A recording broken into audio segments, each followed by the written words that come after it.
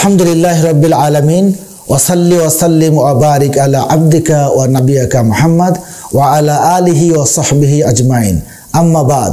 আসসালামু আলাইকুম ওয়া রাহমাতুল্লাহি ওয়া বারাকাতুহু।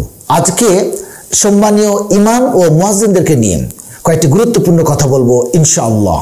আমাদের দেশের ইমাম সাহেবগণ অনেক কষ্ট করেন, মুয়াজ্জিন বৃন্দ নিরন্তর শ্রম দিয়ে যাচ্ছেন, তারা নামাজের জন্য ডাকেন, আল্লাহর মহত্ব বরত্ব ও তাঁর রসুলের সাক্ষ্য পরিচয় সুরেলা কণ্ঠে বলিষ্ঠ আওয়াজে আকাশে বাতাসে তরঙ্গায়িত করে চলেন, যা করে চলেন প্রতিদিন 5 বার।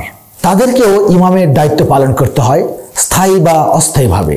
সে কারণে তারাও ইমামের দলভুক্ত বলে আমরা সবাই জেনে থাকি। ইমামদের সম্মান, মর্যাদা, গুরুত্ব ও দায়িত্ব অপরিসীম।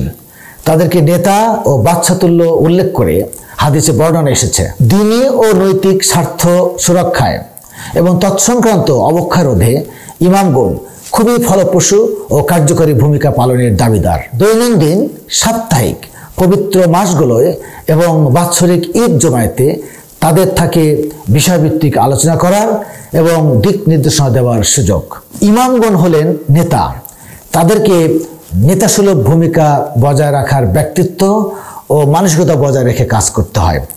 মুয়াজ্জিনদেরকেও তাদের সঙ্গে মিলেমিশে কাজ করতে হয়। ইবনে ওমর রাদিয়াল্লাহু আনহু হতে বর্ণিত, তিনি বলেন, রাসূলুল্লাহ সাল্লাল্লাহু আলাইহি ওয়াসাল্লাম ইরশাদ করেছেন, 3 ব্যক্তি কিয়ামতের দিন মিশকের স্তূপের উপর অবস্থান করবে।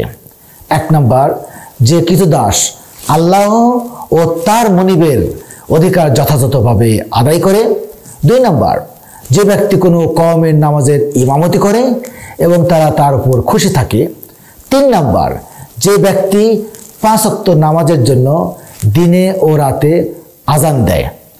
মিশকাত ও তিরমিজি। সুবহানাল্লাহ, তারা সত্যি ভাগ্যবান ও মর্যাদা সম্পন্ন মানুষ।